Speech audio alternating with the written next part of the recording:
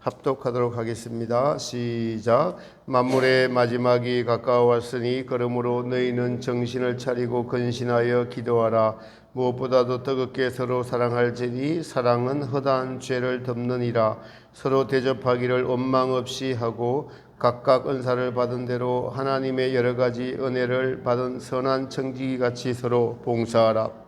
만일 누가 말하려면 하나님의 말씀을 하는 것 같이 하고 누가 봉사하려면 하나님이 공급하시는 힘으로 하는 것 같이 하라. 이는 범사의 예수 그리스도로 말미암아 하나님이 영광을 받으시게 하려 함이니 그에게 영광과 권능이 세세 무궁하도록 있느니라. 아멘. 할렐루야. 네, 오늘 예수님 앞에 나온 여러분들 주님의 이름으로 환영합니다. 우리 인사하겠습니다. 하나님이 당신을 사랑하십니다. 네. 오늘은 사도 베드로가 하나님의 말씀을 하나님의 뜻의 관점에서 이 서신서를 통해서 하나님의 그 뜻이라는 제목으로 같이 은혜를 받고자 합니다. 말씀을 적으면서 만물이 먼저 마지막이 가까웠다 이렇게 지금 말씀하고 있죠. 베드로가 예수님의 제자로서 지금부터 2000년 전의 인물입니다. 그 당시에도 만물이 마지막에 가깝다. 성경을 이렇게 하나님의 성령의 감동으로 쓴 것이지요. 그 당시에도 주님의 재림이 가까웠다. 만물이 마지막에 가까웠다라고 생각하며 살았고, 당시의 환경이 로마의 핍박으로 복음이 정체되기는커녕 복음이 한라산같이 타올랐던 그런 시점에 어떻게 이 복음을 살아내야 되는가. 지금 만물의 마지막이 가깝다. 주님의 재림이 눈앞에 있다. 이런 관점으로 사도 베드로가 살았다는 것입니다. 주님 맞을 채비를 해야 된다는 심정으로 살았던 것이라는 거죠. 이것이 잘못되었는가? 성경은 사도 베드로의 관점은 잘못되지 않았습니다. 우리는 이제 역사적인 종말과 개인적인 죽음의 종말의 상관관계에 대해서 구원론과 연계론을 통해서 확실하게 알게 되었습니다. 그러므로 성도는 늘 깨어 있어야 하고 만물의 마지막이 가까웠다. 내가 늘 주님 만날 준비를 해야 된다. 오늘 죽어서 내가 그리스도의 심판대 앞에 선다면 이라는 생각을 가지며 살아야 된다는 것입니다. 이것이 깨어있다라는 것이라는 거죠. 깨어있다라는 것은 바로 하나님의 살아계신가, 하나님의 우리를 향한 뜻과 늘 관계가 있습니다. 깨어있다라는 것은 반대로 잠들어 있다라는 것을 알면은 좀 더 쉽게 이해할 수가 있습니다. 잠들어 있다는 것은 무슨 일이 일어나도 모른다는 거죠. 지금이 만물이 마지막 때라 모른다라는 것입니다. 밤에는 잠이 깊이 듭니다. 누가 깨워주지 않거나 바깥에서 불이 났다고 소리 질러도 알지 못하여 불에 타 죽는 것과 마찬가지인 것이 잠들어 있는 것입니다. 잠들어 있다라는 것은 매우 중요한 말씀이에요. 예수님의 관점에서 그러므로 깨어있는 성도는 사실은 또 소수다라고 할 수도 있을 것 같습니다. 깨어있다라는 것은 내가 주인이 아니라 예수님이 창조주이시고 구원주이시고 영원한 나라를 영생으로 주시려는 것을 삶의 확실한 목표점으로 알고 나를 잠들게 하려고 하는 것들이 있다는 것을 알고 그게 잠들지 않으려고 하는 삶이 깨어있는 자의 삶입니다. 제가 일을 좀 하다가 만난 세상의 사람들끼리 자주 하는 들리는 말이 있습니다. 이렇게 말해요. 인생 별거 있어? 즐겁게 사는 거야. 세상 사람들은 그렇게 말합니다. 인생 별거 없어. 즐겁게 재미있게 살아야 돼. 그런데 우리 그리스도인들이 세상을 즐겁게 사는 것, 세상을 즐기며 사는 것은 잠이 든 자가 될 수 있다는 사실이에요. 왜냐하면 사도 요한은 이 세상을 육신의 정욕, 안목의 정욕, 이생의 자랑이니 그것은 아버지께로부터 쫓아온 것이 아니라 이 세상에서 쫓아온 것이다 라고 말씀한 것처럼 아버지께서 쫓아난 바로 그것은 아버지의 나라, 영생의 나라, 천국을 주시고 그 천국의 주인 되시는 예수님이 주인 되시는 나라를 뜻하기 때문에 그렇습니다. 깨어있다라는 것은 우리의 삶에 하나님의 뜻이 무엇이고 그 뜻에 항상 순종하며 살아가는 것을 의미합니다. 하나님의 뜻, 예수님의 뜻은 예수님의 자신이 말씀하신 성경을 통해서 나타나 있습니다.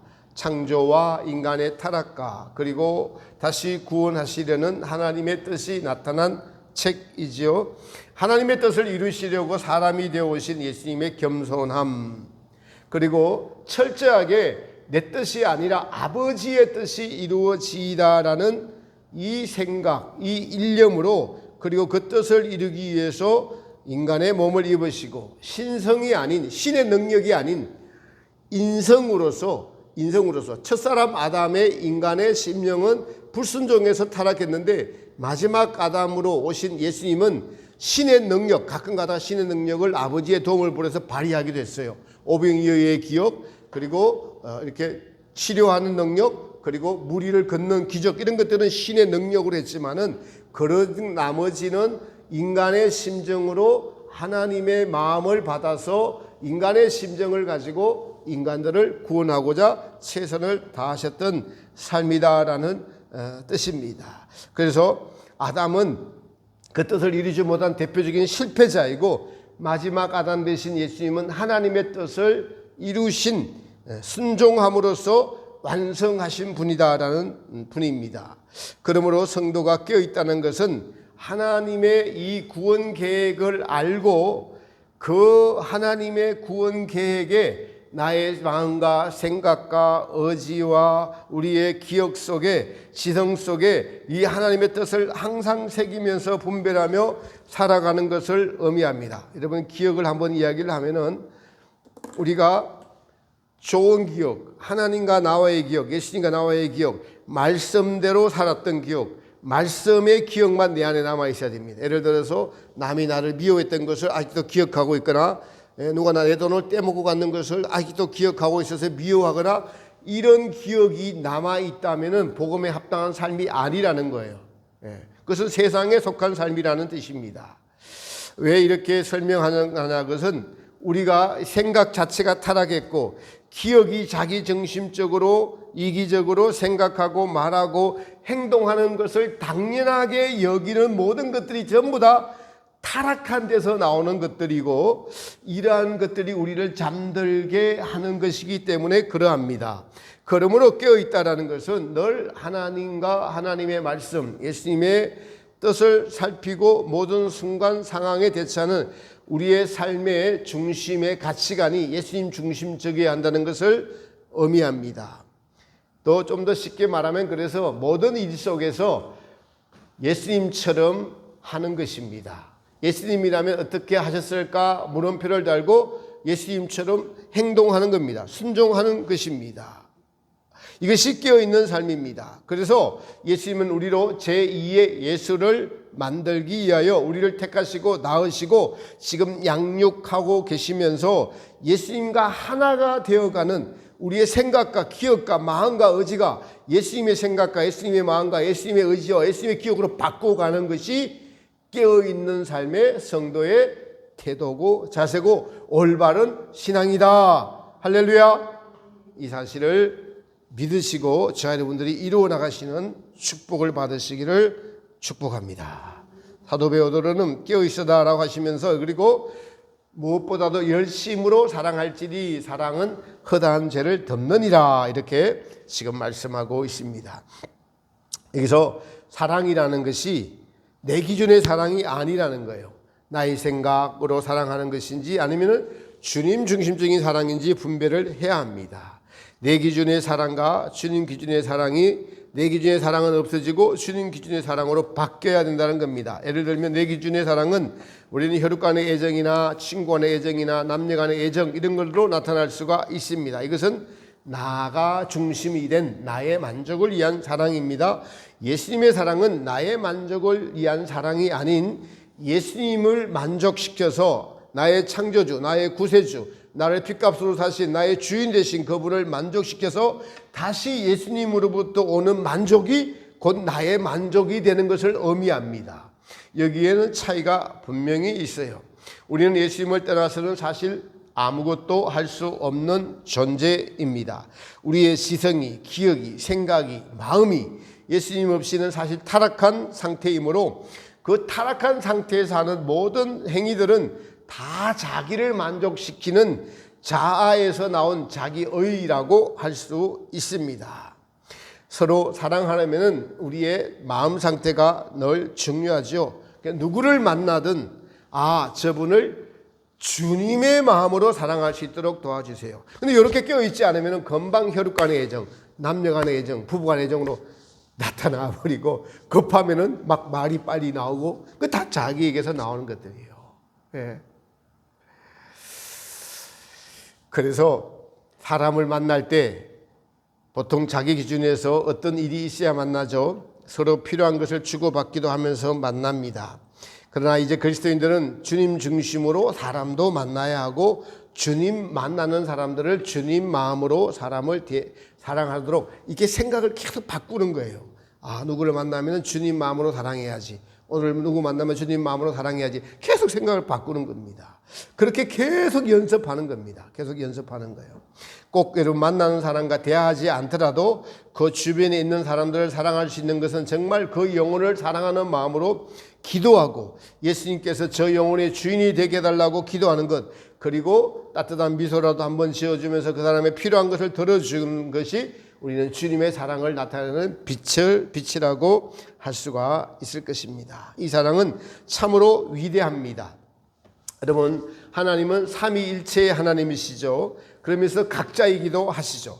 성삼위 하나님께서 각자의 사랑으로서 활동하시는데 사랑의 그 본질은 그러니까 혼자 사랑하는 게 아니에요. 본질 자체가. 사랑은 나눔이에요. 사랑은 나타내는 거예요. 사랑은 나타낼 수밖에 없어요. 그래서 사랑은 사랑할 대상을 만드는 거예요. 성삼위 하나님이 활동하시는 그 사랑이 그 활동할 대상을 만들었는데 인간을 만드는 거예요. 그래서 인간을 사랑하려고 만든 것이 바로 성삼위 하나님의 사랑의 본질이다라는 겁니다. 본질이라는 거예요. 그래서 하나님께서는 아들을 사랑하시고 또 아들은 그 사랑에 보답하고 아버지를 기쁘게 하시기 위하여서 아버지가 원하는 것을 하십니다. 성령 하나님은 또 예수님의 그 사랑을 우리에게 가져오셔서 우리를 위해서 탄식하시고 기도하시고 우리에게 바른 길을 가르쳐 주시고 우리를 하나님 아버지의 그 참 사랑을 예수님의 그 십자가 사랑을 우리에게 전달해 주고자 힘쓰시고 애쓰시는 분이 또 성령 하나님의 사랑입니다. 예수님의 사랑은 아버지여 내 뜻대로 마시옵고 아버지의 뜻대로 하옵소서라고 하시면서 하나님이 원하셨던 인류의 모든 죄를 자기 몸에다 다 담으셨어요. 그래서 자기 뜻이 아니라 이것이 아버지의 뜻이었습니다. 성부 하나님은 그 아들을 보시고 인류의 모든 죄를 용서해 줄 수 있는 근거가 마련된 것이죠. 사실 인간도 여러분 정상적인 관계로서 부부가 사랑함으로써 자식을 낳는 거예요. 그래서 부부를 닮은 아이가 나오잖아요. 이것이 하나님의 속성이에요. 사랑의 속성입니다. 하나님의 신성이 우리 인간들에게도 주어진 동일한 속성. 그래서 짐승들도 다 새끼를 낳잖아요. 그것이 사랑의 결과들이에요. 인간도 인간끼리 사랑해서 난 인간이 자식이 바로 사랑의 결과인 거죠. 하나님도 성삼위 하나님께서 사랑하셔서 인간을 낳은 거예요. 인간을 낳고 그 인간을 사랑하려고 만들었습니다. 그런데 그 하나님의 사랑을 외면하고 떠난 인간을 찾아오기 위하여 하나님께서 작정하신 가장 먼저는 그래서 타락한 인간들을 위한 긍휼의 마음이었습니다.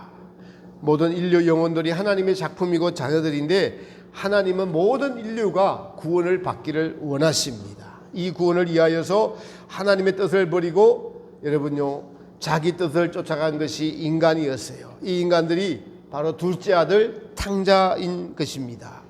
그런데 아버지의 마음은 늘 돌아오기를 기다리고 계시죠. 이것이 하나님 아버지의 긍휼의 마음입니다. 용서하실 뿐만 아니라 원래 나누어 주고자 했던 그 유업들, 영원히 뺏기지 않을 하나님 나라에서 영원토록 서로 사랑하고 또 사랑하고 그 사랑이 한이 없는 나라를 나눠주시기 위하여서 하나님께서 하신 일, 바로 아들 예수님을 통해서 내가 사랑이다, 하나님은 사랑이시다라고 그 아들을 통해서 사랑을 나타내 주셨고, 예수님은 아버지의 뜻에 순종하시면서 또 우리를 위해서 한없는 사랑을 보여주신 것이 바로 예수님의 이 땅의 생애였고 십자가 사건입니다. 이것을 안 사도 베드로가 사랑은 허다한 죄를 덮느니라, 예수님께서 우리의 죄를 용서하셨습니다.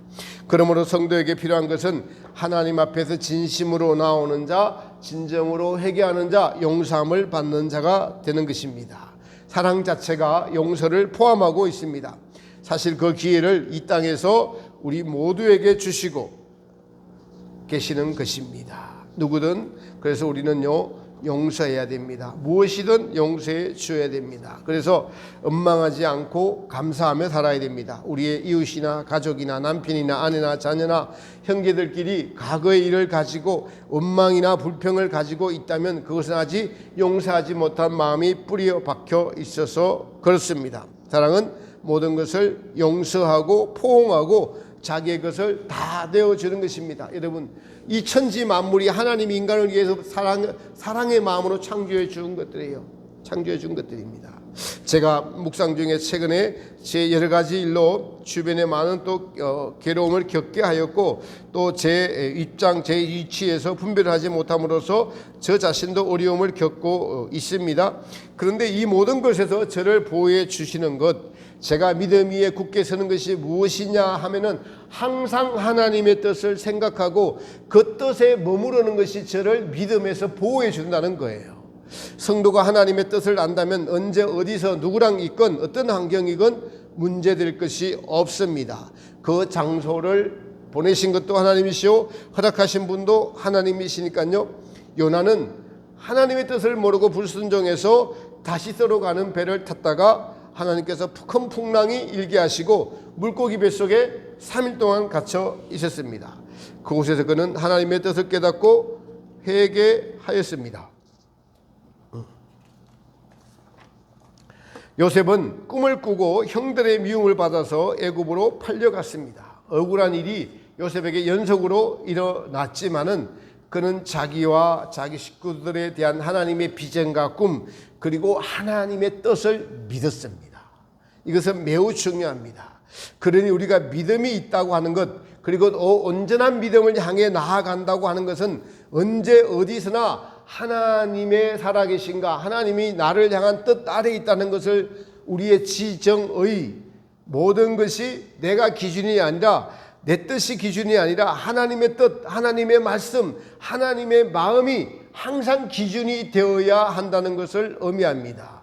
이 기준을 아는 것이 매우 중요하고 영성 중에서도 가장 높은 영성이라고 할 수 있습니다. 항상 그래서 여기서 지금 하나님의 뜻이 무엇일까? 저 사람을 만난 하나님의 뜻이 무엇일까? 오늘 이런 환경을 허락하신 하나님의 뜻이 무엇일까? 라고 생각하고 그 뜻을 그 안에서 말씀을 통해서 찾는 것입니다. 그 찾고 알았다면 그 뜻에서 순종하는 자가 바로 하나님의 뜻을 이루어드리는, 이 땅에 예수님께서 오셔서 최후에 아버지의 뜻을 이루고자 하시고, 여러분 십자가에 돌아가셨을 때 어떻게 하셨어요? 다 이루었다. 뭘 이루은 것입니까? 아버지의 뜻이 다 이루어진 것입니다. 저와 여러분을 향한 하나님의 뜻을 알고 이루어드리는 여러분과 저의 인생이 되시기를 정말 아는 이 지식, 이것이 되기를 축복합니다. 하나님의 뜻은 사실은 하나님의 창조 목적이기도 합니다. 하나님의 존재는 불가변한 사실이고 그분의 형상을 따라 지음을 받은 우리는 이제 우리의 시선과 기억과 의지를 통해서 하나님의 뜻을 분별하고 그 뜻에 따라 하루하루 순간순간 살아가는 것, 이것이 우리가 온통 집중해야 하고, 그리고 이 힘을 다해서 이 뜻을 이루기 위해서 살아가야 합니다. 세상은 자기 뜻을 이루기 위해 살아가요. 가만히 보면은 정치도 이렇게 나누어 있잖아요. 우리는 또 어느 편이 좀 옳은 걸 알고 있습니다. 그러나 그것도 하나님이 허락하셔서 일어나는 일들이에요. 그게 너무 마음을 뺏겨올 필요가 없더라고요. 이 환경 속에서 나는 하나님의 뜻이 무엇인고 그 뜻을 나는 어떻게 이루어가고 있는가, 이것이 중요합니다. 이 세상에 자기 뜻을 이룬 것을 바울은 뭐라고 해요? 자아라고 합니다. 하나님의 뜻을 알고 쫓는 사람들은 하나님의 뜻을 이루는 이 속사람이 날마다 새롭게 자라가는 것이죠. 하나님의 뜻이 나타난 가장 기이하고 놀라운 사실이 그분의 아들 예수님께서 이 땅에 오신 것이 아닐까요? 예수님께서 오셔서 하나님과 하나님 나라를 선포하고 그리고 친히 말씀으로 보여주시고 몸으로써 행위로서 모든 것을 보여주셨습니다. 가장 놀라운 사실이 바로 십자가에서 자기 몸을 들여 죄인들의 희생제물이 되어 계신 용서의 행위입니다. 이 행위로 말미암아 우리가 죄에서 해방되어 하나님의 나라, 하나님을 다시 알고 믿고 그리고 하나님 안에서 사랑을 누리고, 하나님을 믿었다라는 것은 하나님이 내 안에 존재하고 계시고 하나님이 존재하고 계심이 믿어지는 것입니다. 그리고 그 믿어지고 하나님의 뜻을 늘 행하자고자 하는 우리의 지정의가 날마다 새롭게 되어져 가는 것입니다. 사실 여러분, 거룩, 예수님의 생명, 사랑, 용서, 자비, 겸손, 인내, 이 모든 것은 하나님의 속성들이에요. 그런데 이 속성들을 드러낸 것이 하나님의 뜻이에요. 드러낸 것이 하나님의 뜻이라고요. 구약 모세오경에서 하나님께서 좀 간략하게 자주 이스라엘 백성들에게 하나님의 정체성, 하나님의 뜻을 나타내시죠. 나는 여호와라.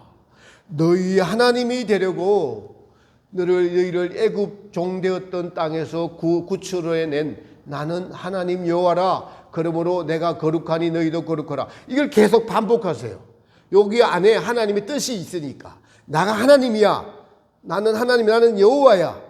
너희를 너희를 만들었을 뿐만 아니라 애굽 땅에서 구출해서 너희의 하나님이 되려고 내가 너희를 구출해냈어. 근데 나는 거룩해. 너희도 거룩해야 돼. 요 짧은 것 안에 하나님의 정체성과 하나님의 뜻이 포함되어 있습니다.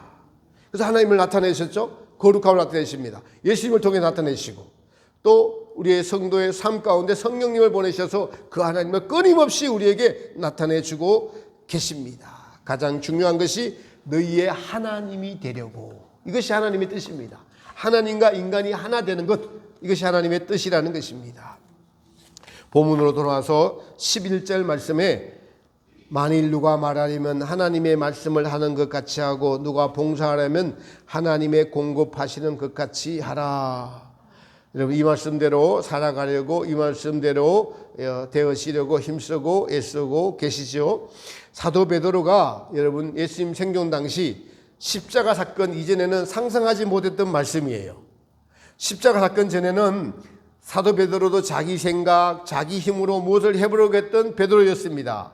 그래서 무리를 걷다가 막 바다에 빠지는 일도 있었고, 가이사랴 빌립보 지역에서는 예수님께 칭찬을 들었다가 곧바로 예수님 십자가에 못 박히면 안 됩니다 라고 하니까 곧바로 사탄아 너는 내 뒤로 물러가라, 너는 나를 넘어지게 하는 자로다라는 책망을 예수님께로 들었습니다. 십자가 사건 바로 전에는 내가 죽어도 주를 부인하지 않겠다고 했다가 예수님께서 너가 닭 울기 전에 3번 나를 부인하리라는 예수님의 말씀을 듣고 실제로 예수님을 3번 부인했죠. 예수님을 잡으러 온 군병들을 향해서 칼을 휘둘러서 말고의 길을 베었습니다. 예수님께서 검으로 일어난 자는 검으로 망하느니라 라는 말씀을 들어야 했습니다. 그런데 사도 베드로가 그러한 십자가 사건 전에 실패의 경험을 겪고 지금 서신서를 이제 시간이 한참 지나고 난 뒤에 적으면서 하시는 말씀이 이제는 하나님의 입으로 말하고 하나님이 공급하시는 것처럼 하라라고 완전히 바뀐 사람이 되었습니다. 즉 자기 힘을 다 빼고 자기의 힘으로 무엇을 해보려고 했던 모든 것들의 실패를 경험하고 난 이후에 이렇게 하나님이 하시는 것처럼 행하라고 권면하고 있다는 것은 자기가 그런 사람이 되었고 지금 이제는 하나님의 힘으로 살고 있다는 것을 고백하고 있는 것입니다. 우리는 이러한 베드로 사도가 말씀하신 뜻을 알아야 합니다. 과거에는 자기 생각으로, 자기 뜻으로, 물론 예수님을 알고 난 후에도 이런 자기 생각, 자기 뜻, 자기 힘으로 살아갈 수밖에 없는 것이, 믿음이 온전치 못한 이런 상태의 믿음이 우리 성도들에게도 있다는 사실이죠. 우리 모두가 이런 과정이 있다는 것과, 그리고 이 과정을 통해서, 실패를 통해서 우리도 온전한 믿음에 이르게 된다는 것을 지금 알 수가 있습니다. 그러므로 이 과정이 아무리 어렵고 힘들고 괴로워도 우리 예수님께서 허락하시고 이루어 가시는 과정임을 알고 우리는 뒤따라가야 합니다. 그리하여 사도 베드로가 말하는 하나님이 말하시는 것처럼 하고 하나님이 봉사하시는 것처럼 하는 이 말씀의 의미를 알고 깨닫고 이러한 삶을 진정 소망하고 원하는 마음이 여러분 안에 가득하기를 축복합니다. 이러한 믿음으로 가기 위해서 우리는 끊임없이 여러분 말씀 읽고 또 묵상하고 기도하고 결단하고 말씀에 순종하는 삶을 살아야 합니다. 눈에 보이는 모든 것들을 하나님이 창조하셨습니다. 만물을 조성하고 지으신 이가 하나님이십니다. 제가 그럴 때 하루 종일 밑에 있으면, 지하에 있으면 답답할 때가 있고 이 지하에 들어오기 싫을 때도 있습니다. 그럴 때마다 바깥에 잠깐 나가서 푸른 하늘과 때로는 구름과 또 비가 내리는 광경들을 보고 나무와 숲을 보고 풀을 보고 새를 보고 하나님의 창조를 보면서 감사하는 마음으로 힘을 얻곤 합니다. 그러니까 눈에 보이는 것으로 하나님을 자꾸 봐야 되는 거예요. 하늘을 보고 파란 하늘을 보고 구름을 보고 태양을 보고 달을 보고 별을 보고 저것이 하나님이 다 만드신 것들이야라고 이 생각을 자꾸 전환시키는 거예요. 내 생각들을.